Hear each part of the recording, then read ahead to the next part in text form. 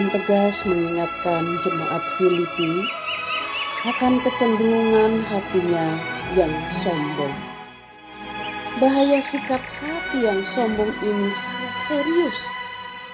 Itu sebabnya firman Tuhan mengajak kita supaya menaruh pikiran dan perasaan Kristus, ayat 5.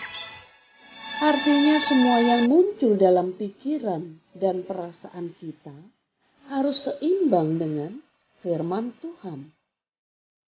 Jika diukur dengan standar manusia, maka manusia cenderung akan berkompetisi atau bersaing satu dengan yang lainnya. Sebagaimana dialami oleh murid-murid Yesus sendiri. Markus 9 ayat 33 sampai 34. Kemudian tibalah Yesus dan murid-muridnya di Kapernaum. Ketika Yesus sudah di rumah, ia bertanya kepada murid-muridnya, "Apa yang kamu perbincangkan tadi di tengah jalan?" Tetapi mereka diam, sebab di tengah jalan tadi mereka mempertengkarkan siapa yang terbesar di antara mereka. Ingat bahwa kita ini adalah orang-orang yang cenderung jatuh dalam bahaya yang serius, yaitu kesombongan. Jika kita menimbang segala yang kita pikirkan dan rasakan berdasarkan firman Tuhan, maka kita akan dibawa untuk memandang pribadi yang luar biasa, rendah hati dan taat, yaitu Kristus, yang dari kemuliaan turun menjangkau kita yang hina, yang berdosa. Dalam ketaatannya, Dia, yaitu Kristus, telah terbukti ketaatannya bahkan sampai mati di salib.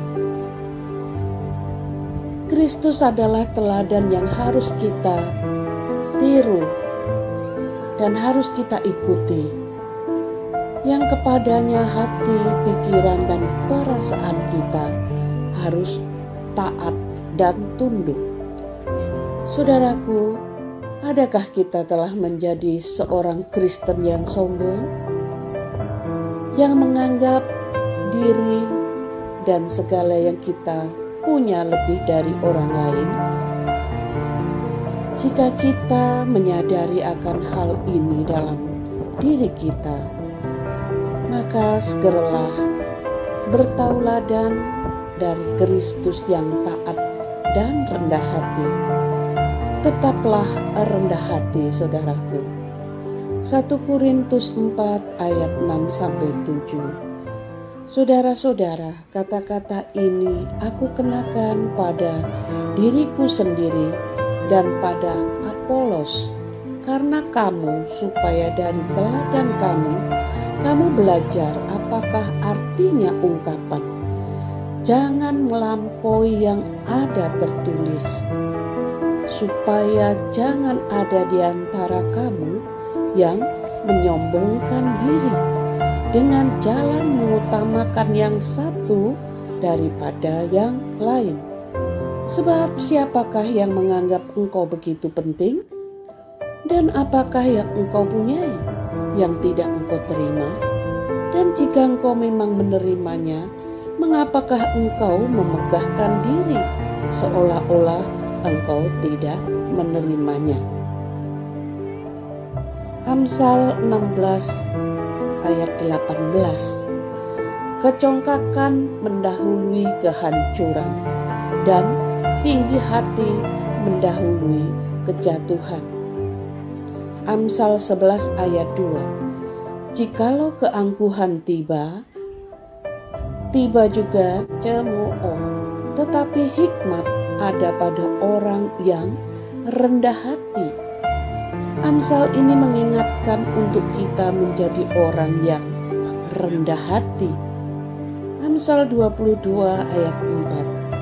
Ganjaran kerendahan hati dan takut akan Tuhan adalah kekayaan, kehormatan, dan kehidupan.